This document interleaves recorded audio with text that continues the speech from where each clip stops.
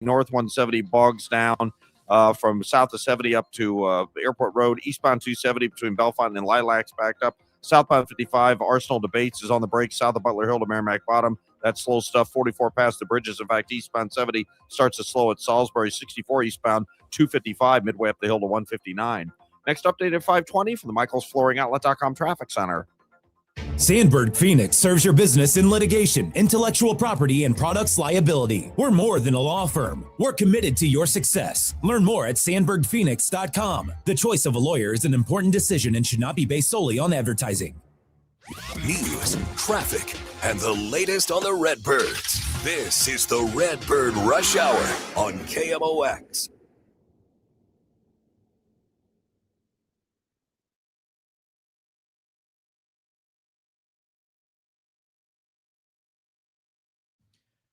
All right, it's Thursday here on Redbird Rush Hour. Matt Pauley down in Jupiter. Kevin Wheeler here in St. Louis. And I guess we might as well just go right from the beginning, kick things off with our spring training report. Now, a St. Louis Cardinals spring training report. Sponsored by St. Louis Composting. Composting, growing gardens, and making memories. And by Happy Roof. We always create happy endings on the voice of the Cardinals. KMOX. Hi, Matt Pauley. Hi, Kevin Wheeler. Busy day. There's no such thing but a busy day in Jupiter unless it's an off day. People would not know, but I got connected about 7 seconds before we got on the air. You just spoiled it. People will not know. You just lowered expectations. That's what you're doing. Like, hey, I just got on here. Obviously, a lot today from an interesting game. Another good performance from Matthew Liberatore. Yeah. First off, did you see the Astros lineup? Did you take note of it? I did. They had 3 guys on the entire split squad roster who had jersey numbers below 70. Yeah. 3. Yeah. Well, they're supposed to bring a minimum number of major league players. And I guess they may. The definition there. I don't know what that minimum is, but the only guys they brought today that had any major league time were Bryce Matthews, Zach DeCenzo, and Carlos Perez, the catcher. At least on the position player side. Obviously, Colton Gordon has been in the big leagues as a pitcher, but not really primary guy. I think they went a little light on the rules here. I guess Taylor Trammell was there, right? He's had some big league time. Yeah, he was a defensive replacement. Yeah, late in the game. Yeah, play. Yeah. So, but yeah, so like in all seriousness, like the stuff that actually matters, nobody cares that the Houston Astros brought a single A group to Jupiter today. But what actually matters is Matthew Liberatore looked fine. He pitched into a third inning. He becomes the first starting pitcher this year for the Cardinals to get into a third. Ran into a little bit of trouble there in the third inning. That's when he gave up the run, and he didn't have quite the control in the third inning that he had in the first 2 innings.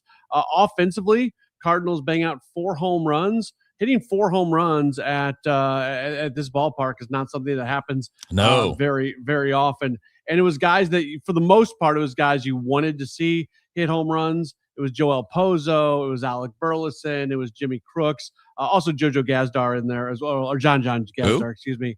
Exactly. I texted you when that just long after. I'm like, who is that? I mean, I felt like I knew almost every player in the Cardinals organization, and I had never heard of John Gazdar before. I bet there'd be a few other guys that might be on some of these rosters that you just don't expect to see them in spring training games, but obviously this early you will.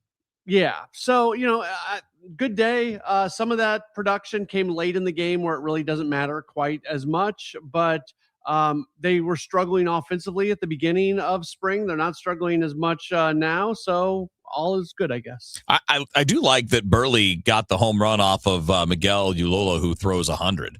Yeah. That's kind of a good sign. That dude brings gas. Now his command's not great, and he got touched up today, but that's a major league arm, even though he's not necessarily a major league pitcher yet. Burley struck 2 really hard today. Obviously the home run, and then he had a fly out to center field. I think it was 107 off the bat, Kevin. All right. And the launch angle was at like 26%. So it just couldn't quite get out, and the wind got it a little bit. But I mean, 2 exit velocities at 107 plus from Burleson today. I'll take that. No doubt. Let's talk a bit about Liberatore for a minute, because obviously he's certainly lined up to be your opening day starter. Yes. You've outlined that already, and it's the sensible thing considering that Dustin May is kind of slow rolling it at this point. So, and there's nobody else. I mean, I wouldn't think you would give that to McGreevy over Liberatore based on service time alone. And, I think they'd love for Liberatore to kind of seize that as, I know they want him to be more than he's been. And he's only been a starter in the big leagues for 1 year, like 1 full year. So I think there's something there. There's some upside there for sure. What's been the buzz around Liberatore in terms of what he needs to do to take the next step? Because I know I have some thoughts. I know you do too, because we've talked about it off air. Yeah. For him, part of it is just taking a step forward because physically you're built up after last year. And that's not actually like work that he's done. It's just what goes along with it. He took this offseason really seriously. I think he's kind of learned the work that it needs to take to be a starting pitcher in Major League Baseball and to improve upon yourself as a starting pitcher in baseball. He's being very deliberate in everything that he's doing. There's no, I'm just going to go throw a bullpen to get my work in.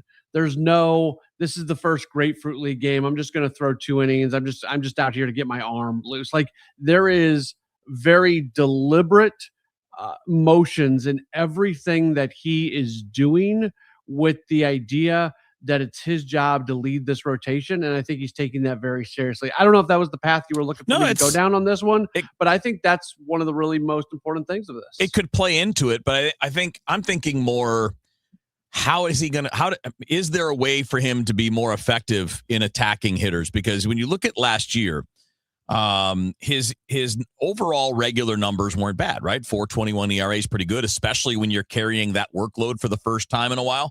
But the expected ERA was almost 5. It was 4.9. Strikeout rate below 20%. That's low. I mean, that puts you, in the modern game in the bottom quarter of Major League Baseball. So I guess I'll give you my thought and I'll see how you respond to it. He's got to fix his fastballs. His fastball stunk last year. I mean, if you look at what got hit, it was the fastball, the sinker, and the cutter. His off speed was phenomenal. Changeup was phenomenal. Slider was really good. The curveball was phenomenal. If you go look at his off speed run value, he was in the top 5 or 6%. So that's the changeup. And then the breaking balls, he was in the top third. So all of that stuff is super effective. But the fastball rated in the bottom 5%. And he throws 3 different versions of it. The 4-seamer. He throws so many pitches. But I think he throws the 4-seamer too much. And I guess that's kind of what I'm getting at. And we won't know this yet because I looked at his kind of pitch distribution today. And it's really hard early in spring to know why it went the way it did. Was it just the hitters that were up there? Was it the plan to do one thing more than the other? Like, that's why it's not the same as evaluating it in the regular season. When the goal is I'm just trying to get as many outs as I can. Right. And do that without giving up any runs. So it's not, I don't want to judge that, but I was curious if anybody's talked about that, because if he doesn't improve the fastball effectiveness, well, then he needs to throw it less, because it's the pitch that he throws the most. And the pitches that he throws the most after that are the slider, the curveball, and the change. Well, those are the most effective ones. Yeah. That hasn't been a big topic of conversation, to be perfectly, because the topic of conversation, and I'm not trying to take a left turn on you. No. In fact, that's why I'm asking you if it's been a topic. Yeah. The conversation has been, what is he going to do with that splitter? Because that's his new pitch. Yeah. And did he throw one today? Yeah. No, he did not. Okay. Today he threw the 4-seamer, the changeup, the sinker, the slider, the cutter, and the curveball. So that was his arsenal today. Yeah.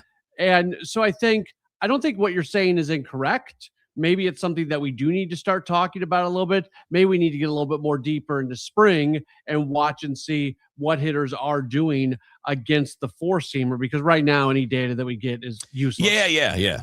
I mean, it can be useless, right? I mean, we can see today that, his fastball velocity today was a tick higher than it normally is.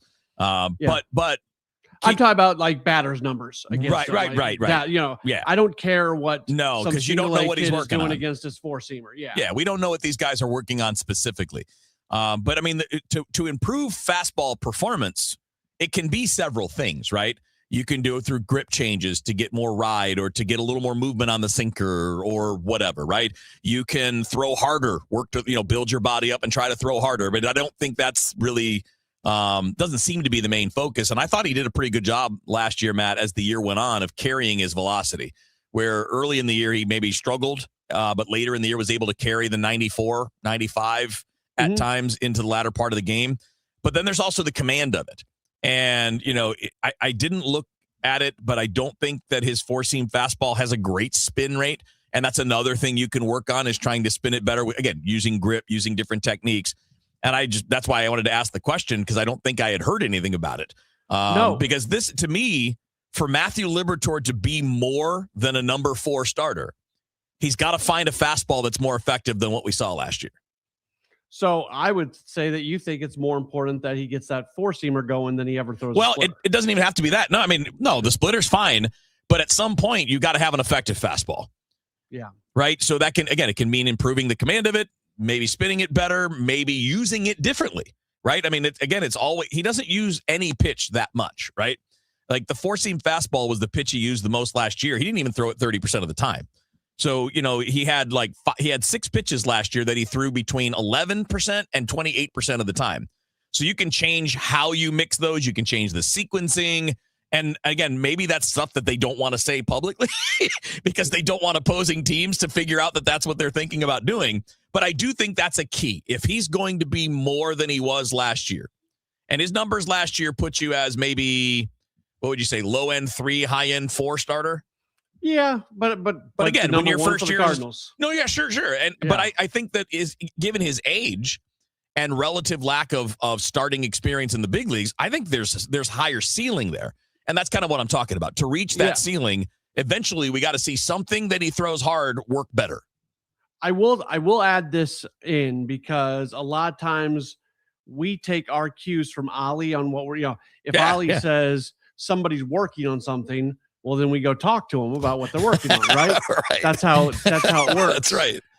And I think Ali is protective of players in the sense that there's some things that they're going to be working on that for their own sake, he doesn't want to talk about, so they're not answering a million questions on. Good question. Yeah, no, absolutely.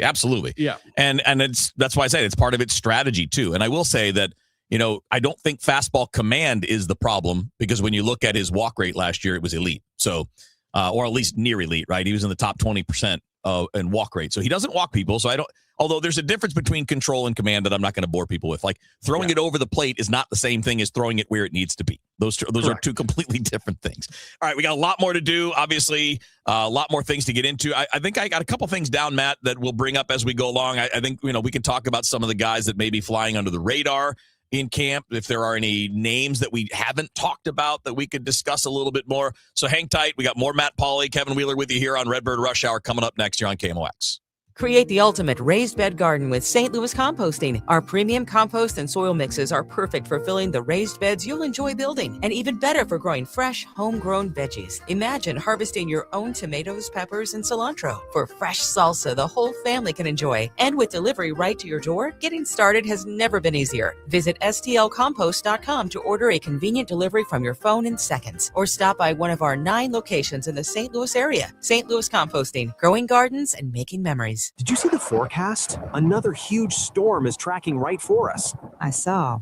Honestly, I'm not worried. Not worried? Your roof is older than mine. I called Happy Roof. They did a pre-storm inspection, caught a loose flashing that would have caused a major leak. Wow, I really need that peace of mind. Protect your happy place before the rain starts. Booking my free inspection at thehappyroof.com or call 314-897-2310. It's all about the happy ending. Traffic from the michaelsflooringoutlet.com traffic center. We got some folks heading downtown for the Blues game tonight. It looks like this traffic report service of Meadowview Memory Care, eastbound 64 Mason to 270, Spady all the way into Big Bend. South 170 is a solid jam, Delmar to 64. Eastbound Highway 70, there's some slow stuff east of Natural Bridge in pockets through Jennings Station. Just slow traffic, but it is kind of busy through there as well. Heading home, westbound 70, coming around the bend at Riverview through Jennings Station is heavy. A little slowdown at the airport. Passing Zembel, and from Mid-Rivers out through Highway K is kind of slow, and then A to Z in Wentzville after that. Westbound 64 approaching Boyle out to McCausland's backed up. It's slow Lindbergh to 270. Approaching, let's call it west of Timberlake to Topgolf, really, and then 364 out through Lake St. Louis Boulevard, where it jams from that point to 70. North and South 270 between Olive and Manchester, busy, but southbound has delays really from 364 through Manchester and then briefly past 44. Southbound 55 south of Arsenal to Bates. Butler Hill through Merrimack Bottom is slow. Eastbound 70 heavy, approaching 64 on the Illinois side, and 64 157 midway up the hill to 159 is busy. I'm Roger Brand in the Michael's Flooring Outlet.com Traffic Center. Discover Meadowview Memory Care in Arnold, a small, secure community on a beautiful campus. Enjoy peace of mind with all our inclusive rates and comfortable private suites. Schedule your tour today at rspseniorliving.com. Now, back to the Redbird Rush Hour on KMOX.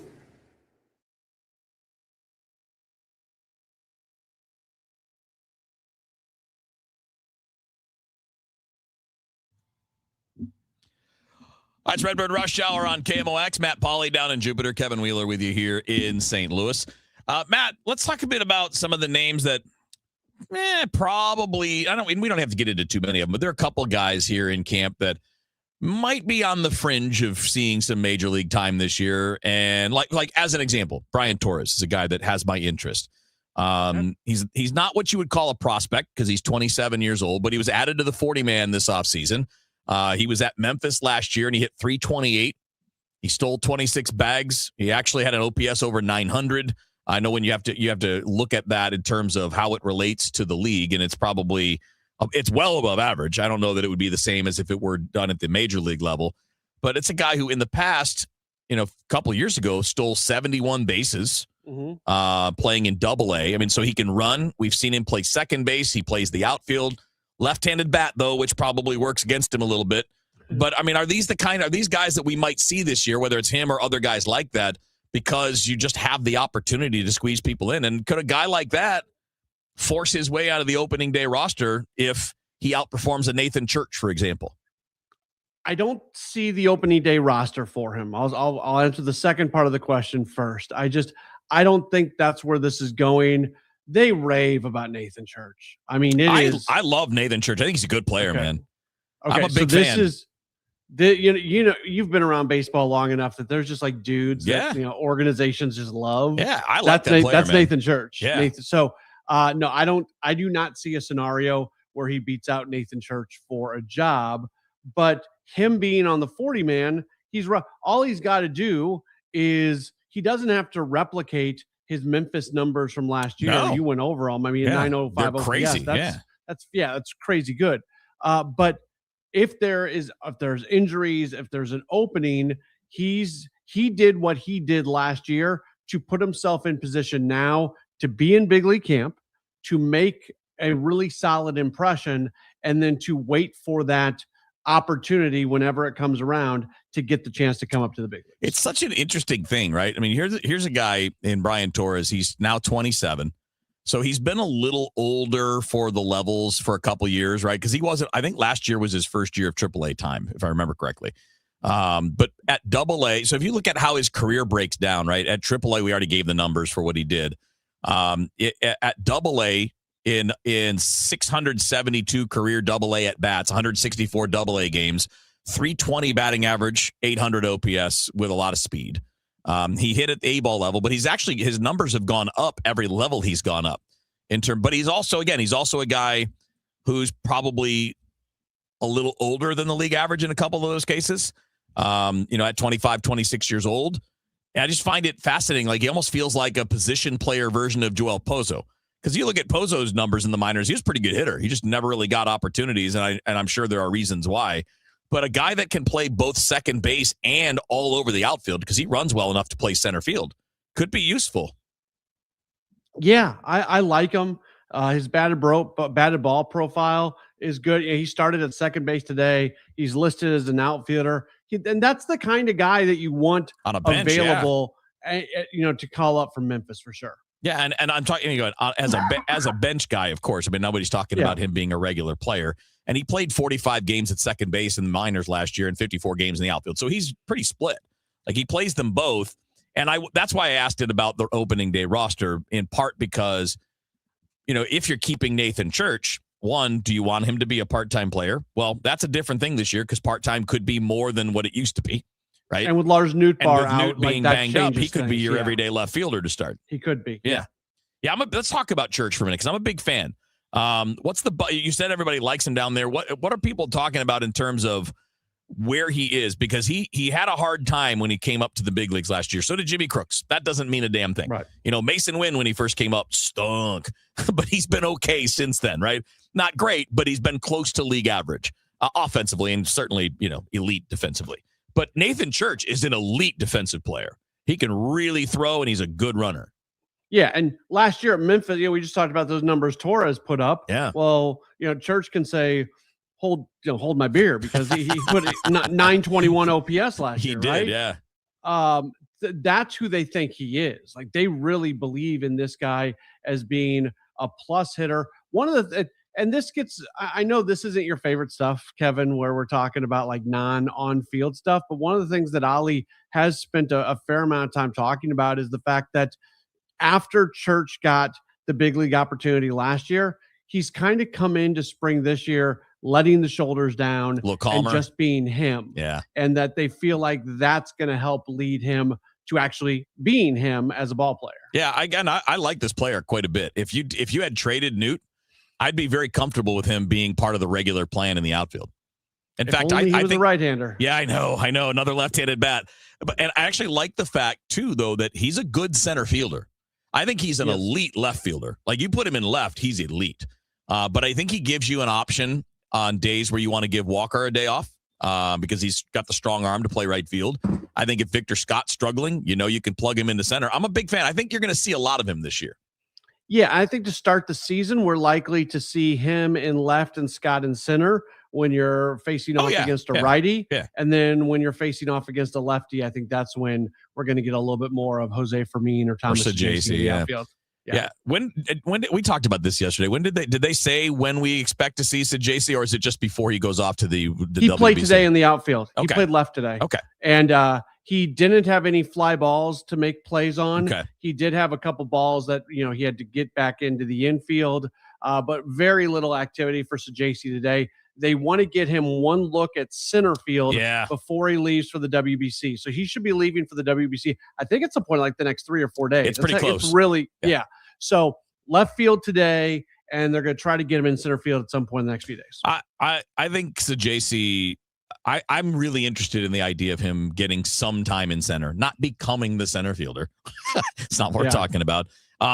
Because I think if let's say Victor Scott really struggles again, I think that's more likely Nathan Church against right-handers. But I mean, having the right-handed bat who can play out there and give you some matchup help is a good idea. And you can play him all over the infield. Like, he's got the comfort level there to move around. So we've got the Countdown to Opening Day show today. I always do a segment with audio from Ali, and he spent a lot of time talking about JC's mindset in kind of becoming the super utility player, kind of the way Tommy Edman did. So that's going to be a big part of today's show. Hope folks listening. You can get a lot of at-bats that way. Looking forward to hearing that tonight coming up on the Countdown to Opening Day. We'll get a further tease on that and continue talking about all the biggest and most important things happening down in Jupiter. Matt Pauley, Kevin Wheeler with you here on Redbird Rush Hour. For 100 years, KMOX has been a part of St. Louis. Now, those moments live on, preserved, remastered, and ready to be heard again. Discover KMOX from the Archives, a podcast featuring classic audio from a century of service. Sponsored by Overhead Door Company of St. Louis, the genuine, the original. The KMOX from the Archives podcast, available now at KMOX100.com or wherever you get your podcasts. At 5:30, we've got sunshine and 56 degrees downtown at the Arch. KMOX is covering breaking news. Artificial intelligence is officially claiming human jobs at a staggering scale. Big cuts are today hitting a St. Louis company. Block, the financial tech giant behind Square and Cash App, is slashing its workforce by nearly half today. In a post, CEO and St. Louis native Jack Dorsey says the company is cutting roughly 4,000 jobs. Dorsey makes it clear the cuts are not happening because the business would be struggling. Instead, he blames the massive layoffs on new artificial intelligence tools, saying the technology fundamentally changes what it means to run a company and allows them to do more with significantly smaller teams. He adds, quote, and that's accelerating rapidly. The chief of Anthropic says the artificial intelligence company can't, in good conscience, agree to the Pentagon's demands to allow wider use of its technology. Correspondent Cammie McCormick has that. The company says it's not walking away from the negotiation, but new contract language received from the Pentagon made no progress on preventing Claude's use for mass surveillance of Americans or in fully autonomous weapons. The Pentagon spokesman says the military has no interest in doing either, but won't let any company dictate terms. The Defense Department's given Anthropic a Friday deadline to agree to its demands and could designate Anthropic as a supply chain risk if it doesn't. Netflix is declining to raise its offer to buy Warner Brothers Discovery's studio and streaming business in a stunning move that effectively puts Paramount in position to take over the storied Hollywood giant. Unlike Netflix's bid, Paramount wants all of Warner's operations, including networks like CNN and TNT and Discovery, that would put CNN under the same roof as Paramount's CBS News and combine 2 of Hollywood's last 5 remaining studios. Criminals have a new way to steal from banks. It's called ATM jackpotting and essentially renders the machine to continually spit out money like a slot machine would. FBI Special Agent David Herr says thieves use a hard drive or thumb drive to upload malware. Unfortunately, it's not that hard to do it. They're actually able to open the machine in such a way that when they're done and they close the machine back up, somebody passing by is not going to know that they've actually got into the machine. Herr says we haven't seen this as much here as across the country, but tells Total Information AM last summer 4 people went on a spree from O'Fallon, Missouri to Cape Girardeau. Megan Lynch, KMOX News. A big pizza chain is closing hundreds of stores. Around 300 Papa John's will shut down by 2027. Most of them, about 200, will close this year. The company's cutting about 7% of its corporate staff as well and simplifying the menu to boost profits amid what they call tough competition. But it's not the only pizza chain to make cuts. Earlier this month, Pizza Hut announced that it was closing about 250 locations. Domino's, on the other hand, just reported a 3.7% increase in sales for the fourth quarter. Stacey Lynn, CBS News. Clementine's is expanding the reach of its ice cream. The St. Louis-based Microcreamery has inked a partnership with Schnucks to carry 8 Clementine flavors at 30 stores across Missouri and Illinois starting next week. Currently, Clementine's has 11 ice cream parlors and ships nationally through Goldbelly. Entering the consumer packaged market with Schnucks is part of Clementine's multi-year growth strategy, sparked by a new 25,000 square foot production facility that allows for the making of up to 40 ice cream flavors, plus online orders and grocery deliveries.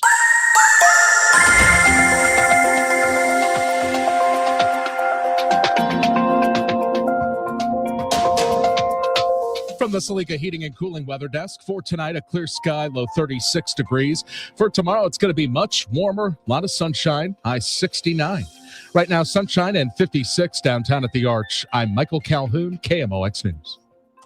For your best vision, visit the Doctors of Ophthalmology Associates. They're the doctors' doctors, and what that means is more than 250 doctors trust their eyes to the Doctors of Ophthalmology Associates, Doctors Greg Birdie, Ranja Malhotra, Robert Brusati, and Andy Royer. So you should trust your eyes to them as well. Doctors Birdie and Malhotra are also cornea surgeons. They're experts in diagnosis and treatment of diseases of the eye, dry eye, allergy eyes, cataracts, macular degeneration, glaucoma, and yes, they do LASIK surgery as well. So do it today. Make an appointment with the doctors' doctors, the Doctors of Ophthalmology Associates, and protect your sight. Call them at 314-966-5000. That's 314-966-5000 or youridoc.com. You can find Ophthalmology Associates at 12990 Manchester Road, just a half mile west of 270 on eastbound Manchester. youridoc.com. Every morning, we rise and shine, make breakfast, and brush away the night's rest. These routines help us start the day off right. Nature-Made vitamins are a simple step in that daily care regimen. Multivitamins with daily essentials, clinically studied probiotics for gut health support, magnesium to help relax the body. Nature-Made is made to care for you every day. These statements have not been evaluated by the Food and Drug Administration. These products are not intended to diagnose, treat, cure, or prevent any disease. My name is Whitney Allen, and I'm a widow. My husband, Ryan, died. We never thought we'd ever have to use life insurance, but the unexpected happened. With Ethos, signing up was fast and 100% online. You can get a quote in seconds, apply in minutes, and get same-day coverage. No medical exams, and you can get up to $3 million worth of coverage. I'm grateful we were prepared. Get your free quote at ethos.com/radio. That's ethos.com/radio. Hey, I'm Mike Slater. My dad passed away at the age of 63. It's out of nowhere. had a stroke. Super hard, obviously, for the whole family, but my dad had life insurance. This is why I have life insurance for my family, for my wife and 4 kids. And the best place to get life insurance is ethos.com, because you can do it in 10 minutes. And there's no medical exam and no blood test, just a few health questions. Get life insurance in 10 minutes so your family is protected. Ethos, ETHOS, ethos.com/Mike. Workdays can be unpredictable, but your workwear shouldn't be.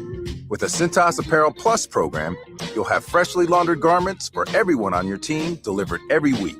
Cintas has workwear for just about any job imaginable, with high-performance fabrics and an uncompromising fit that stretches and moves with you.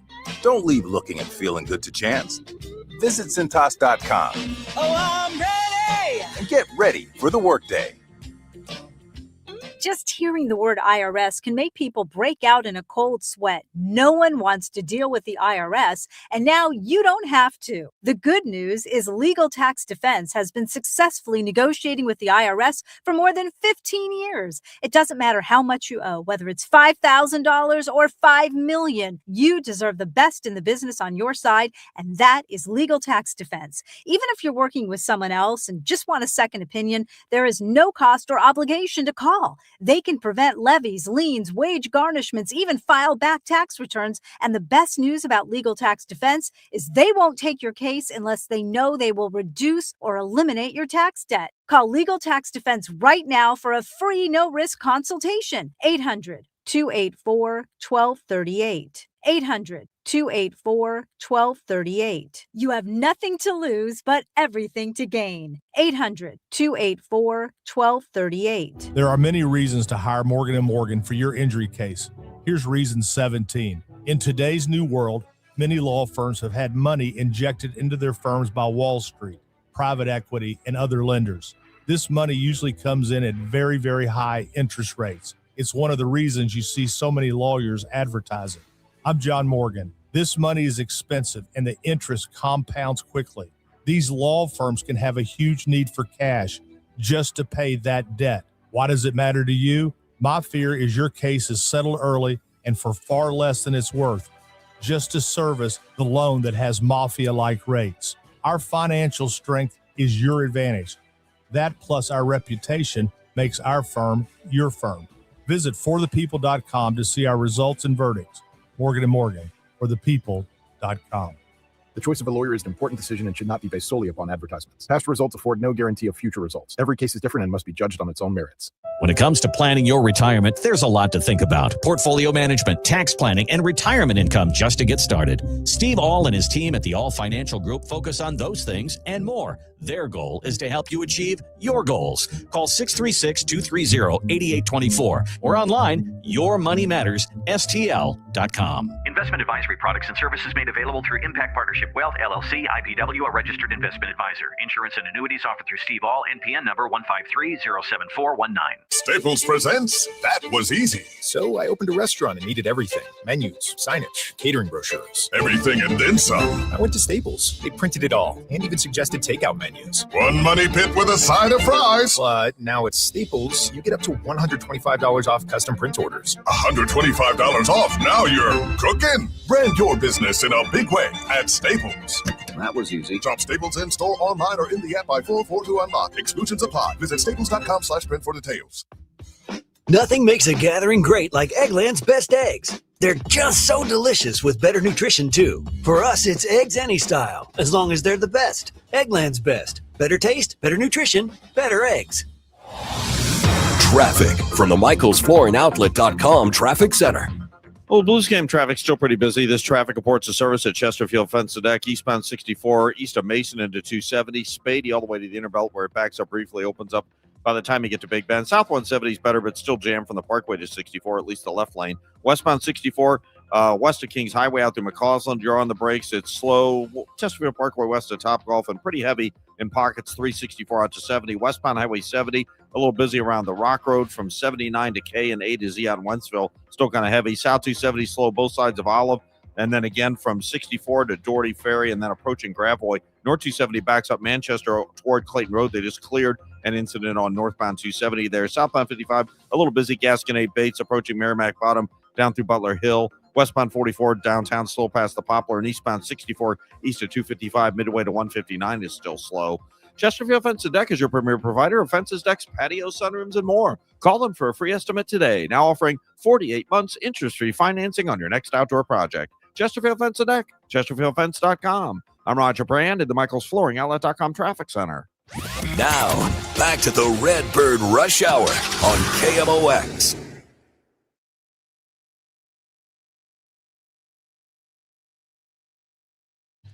Hi, it's Redbird Rush Hour. Matt Pauley down in Jupiter. Kevin Wheeler with you here in our KMOX studios. You can see right there. So let's continue with the outfield theme for a second, Matt. Okay. With Jordan Walker and Victor Scott. I mean, we know what the team wants them to be, right? I know the team wants them to become core players moving forward. And they both have the ability in different ways to become that. Is this a foregone conclusion that those guys are the opening day starters at their positions, or is the spring important for them? I think the spring is important for them. I would give the same answer on them that I give on JJ Weatherholt. It has to be clear and obvious that they shouldn't be opening day starters or opening on the opening. Right, so day they have roster. to play their way off that. Yes. Okay. Very much so. And the other side of it is there has to be somebody who plays their way on. That's a great point. Yeah. If they have a terrible spring, but everybody else has a terrible spring too, then go with them, right? Like there's right. You know, like Nelson Velasquez has every opportunity to make this team, but he hasn't. We're a week into games. Right. He hasn't done anything yet to show that. Well, and he's the opposite of them, right? They're starting with the advantage. He's got to overcome that. Exactly. Yeah. Right. But that's not happening, right? Again, it's so early. No, I know the numbers don't tell us anything. I mean, you could, the numbers that will tell us something, and we talked a lot about these last year, but they were a little deceiving, right? So this is why I wanted to bring up Victor Scott specifically, because last year in the spring, we saw a lot of the things he needed to do. He was hitting the ball harder, and he was hitting the ball harder regularly. Of course, the big difference is you're not doing it all the time against real major league pitchers when you're in spring training. Right. And that's what we need to, I think, with these two guys in particular, and really anybody else that's kind of fighting for a job, right? Like you and I both like Jimmy Crooks a lot. I don't think it's a foregone conclusion that he's here, even though it seems likely, given, the mess you're going to have at AAA if he's down there with Leo Bernal. But if you're looking at like Victor Scott and Jordan Walker in particular, but also the guys working the other way, Velasquez, Church, Torres, whomever, or Baez for that matter. I mean, Baez is a guy that I think we're going to definitely see this year. It's just a matter of whether it's early or not. I would assume it's going to be later just based on where he's coming from and where the team is. But when you're looking at that, it's probably the last, 2.5 weeks that we really need to get a better, kind of evaluation on Scott and Walker in particular. I think that's too big of I say last 10 days to a week. Okay, so even less than that. Yeah, so I go even less than that. Something I noticed today, by the way, just kind of a sidebar, because you mentioned Jimmy Crooks. I asked Ali about the team hitting 4 home runs because, again, at Roger Dean Chevrolet Stadium. And 2 catchers hit them. Yes, that rarely happens. So I asked Ali a very general question about the team hitting 4 home runs. The only individual he mentioned in his answer was Jimmy Crooks. So I think sometimes I read too much into stuff. Yeah. I'm well aware of that. That applies to my regular everyday life, not just my work life. But that's not just baseball. I did take note of the fact that he only mentioned Jimmy Crooks in that, and so it felt like Crooks hitting that home run was a kind of a big deal. Well, I mean, I don't think he has to tear it up, and I also think he's got to prove a lot on the defensive side too. But I always got the sense that they like that part of his game. That they like. I mean, as a game caller, in terms of preparing and meetings and stuff, I'm sure it takes anybody, no matter how good you are, a little bit of run up time to get to the major league level of that, even if you were good at it at AAA. But we know he can really throw. Like he's a guy that shuts down opposing running games. And he's hit at every level. He didn't hit for the Cardinals last year, but again, somebody not hitting in their first 20 games in the major leagues is not exactly alarm bells going off. Yeah, That's a very normal thing for guys when they get to the big leagues. Very few guys just take off. You mentioned controlling the running game. None of the catchers we've seen so far really in spring have done that. And we've seen a little bit of Crooks, but Joel Pozo, he's not a great thrower down to second. We'll see what Ivan Herrera looks like. He's going to start behind the plate coming up on Sunday. Oh, he's actually going to be good to go, huh? Yeah, he is going to start on Sunday for Kyle Leahy. So that was announced today. Ramon Arias is going to start tomorrow, probably at third base, for sure in the field, probably at third base. So that's a good step forward for him as well. But the Pedro Paez, we haven't seen anything real special from him in terms of him controlling the run game. So that's an area that was not good for the Cardinals last year. And I would like it to be much better. Has to be a lot better. And you're right, by the way, Pozo just does not throw particularly well. In fact, I would guess, not guess, I think this is a pretty educated guess. I would bet that's the thing that's probably kept him from having more major league time at this point, because he showed pretty good skills at framing pitches last year. His minor league offensive numbers are really good. And a catcher that puts up those numbers would typically get more run, but clearly the throwing's a problem. Yeah, I don't know what's held him back. I mean, a pop time in the bottom 10% will do it. Okay. And that's where it was last year, right? I mean, and that's not just the arm strength. It's just the total time it takes him to get the ball down there. But clearly that's the thing that matters. Nobody's going to care if you don't have great arm strength if that number's a 1.92 instead of a 2.00. Right. And so that's what's holding him back. And again, he seems to be likely headed to, if Jimmy Crooks can win a job. Right. Joel Pozo seems likely headed to AAA. You don't have the flexibility to do it with three catchers on this roster. Although he can play first base. Especially when you have a guy in Herrera that you think is going to catch a little bit. Right. That gives you three without Pozo. Yeah, don't do that. I was trying to get the bait from you on the first base thing on Pozo. Hey, if he's going to keep hitting dingers, he can play there. All right, one more segment to go. Then we get to the countdown to opening day. Matt Pauley, Kevin Wheeler with you here on Redbird Rush Hour. Hey guys, Glover here for my friends at Cantor Injury Law. So as you know, I'm a lawyer, haven't practiced in a long time, but I did plaintiff's work and defense work, so I have a pretty good understanding of it. I have a pretty good idea of who's who in the firmament of plaintiffs' attorneys. And for my money, Mark Cantor is the guy. He's a great attorney. He is a great practitioner. He's put together a great team. He was born and raised here. He lives here. He works here. He wins here. Call 314-628-ALL-9s or CantorInjuryLaw.com. The choice of a lawyer is an important decision and should not be based on advertisements. So I did it. I'm 3 weeks into my GLP-1 journey. We've all heard about it. The celebrities do it and they just lose tons and tons of weight. We're all a lot of us are interested in it. I've had a bunch of people actually kind of ask me how it's going, what my reaction has been. I went to the folks at St. Louis Weight Loss Injections. I love them. They're in a beautiful facility. They just moved in here recently, and it's great. They've got an incredible staff. Everybody, this is a medical facility. That's one of the most important things that's going on. And you go, they talk to you. They might run a few tests. They'll figure out what's going on with you and see whether or not you're a candidate. And I'm somebody, I struggle with my weight. I have for much of my life. I work out every single day. I'm not an unhealthy eater.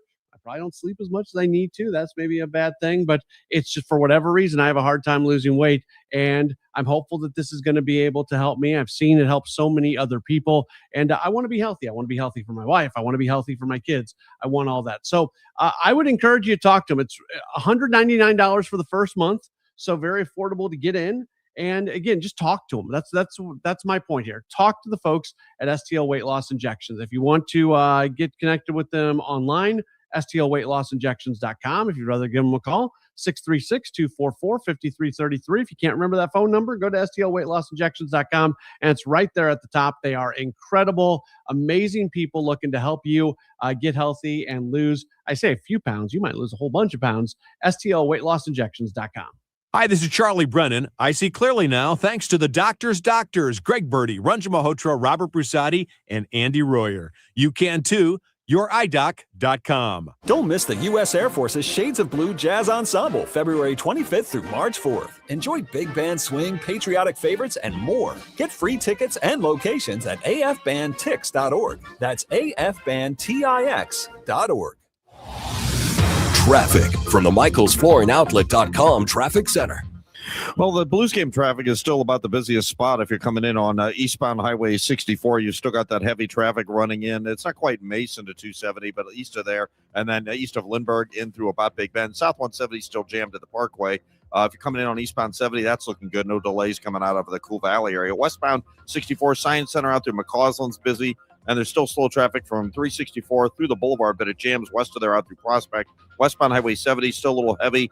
Okay, midway to Bryan Road and A to Z in Wentzville still pretty sluggish. North and South 270 between 64 and Manchester still slow after that. They're good to go in both directions. Southbound 55 barely slow at Bates. Looks good down through Merrimack Bottom. Eastbound 64 backs up at 157 and is still slow midway up the hill to 159. I'm Roger Brand at the Michaels Flooring Outlet.com Traffic Center. Now, back to the Redbird Rush Hour on KMOX.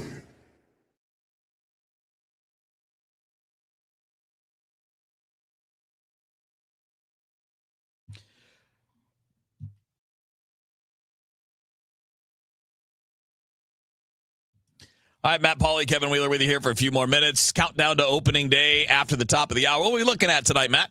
Yeah, we got a jam-packed show. Let's see. Players who will be on. Let's see if I can do this off the top of my head. Alec Burleson, Tink Hens, Joel Pozo, JJ Weatherholt. I feel like there's more. All right. There's a lot of people on. Well, when you're down there, you got a lot of access. Yeah. Elizabeth Meineke from Cardinals Insider is going to join us for a little bit. It's me and Mike Claiborne hosting. You'll hear from Oliver Marmol. We'll go through a lot of the Thomas Sajaci stuff with Marmol. That was a big topic of conversation with him recently. So it's going to be a fun show tonight, 6 o'clock to 8 o'clock here on KMOX. All right, question for you. And this is a quick one. We can do this in 2 minutes, which is what we've got about left. We spent a lot of time last year wondering who the hell the backup shortstop was. Is it just Sajaci? Is it just like that's going to be his job? No. Or might we see JJ Weatherholt over there? Yeah. Okay. Sajaci and Weatherholt are both options at shortstop. They would not be playing Sajaci or at Weatherholt in some of these spring games if that was not. And what that does for you is, what if you need Sajaci in center field one day, and Mason Wynn needs is a little banged up or whatever? Yeah. You move Weatherholt over. So no, I 100% believe that we are. Even if everybody stays like 100% healthy this year, I think we will see Mason Wynn, JJ Weatherholt, and Thomas Sajaci all play shortstop this year. Yeah, I mean, everybody's a step back from Wynn defensively. Yeah. So everybody walking the face of the earth is a step back. Do you think, I don't know if they've talked about it, or maybe it's just too early because everybody's just getting going. Are they going to try to rest him a little more this year? Or are we just going to if he wants to play, he's going to play? Or is it just play it by ear more than that? That has not been brought up. I will. I'll find a way to bring that up to Alex at some point in the near future. Again, I maybe think it's on my last day. It's an yeah, right before you bolt. Hey, you're gonna drop a grenade. I don't think it should be too controversial, right? Because he's had physical problems for 2 straight years. Nothing major, but maybe things that a little bit more. And by a little bit, I literally mean like 1 or 2 more a month days off. Yeah. Right. I'm not talking about once a week. He's young. He's really good. We want him out there, but it's not helpful if at the end of the year you're going to break down. I think it's a more big picture, even beyond Mason Wynn. Or guys who are a little bit banged up. And Donovan would have been examples last year. Yeah, absolutely. Hopefully we'll figure that out. But again, this year at least, well, even last year it didn't really matter that much as far as like wins or losses. But last year they didn't get off the fence early enough. I think they're off the fence now. I think they're off the fence and being a little smarter about things. All right, man, that's going to do it for us. Guess what? That's 1 hour of baseball. You got 2 more hours of Cardinals baseball coming up with the countdown to opening day. My buddy Matt Pauley with Mike Claiborne. You heard the guest list. Stick around. You got 2 more hours of baseball coming up on KMOX. In a world of change, music captures the journey of the human spirit.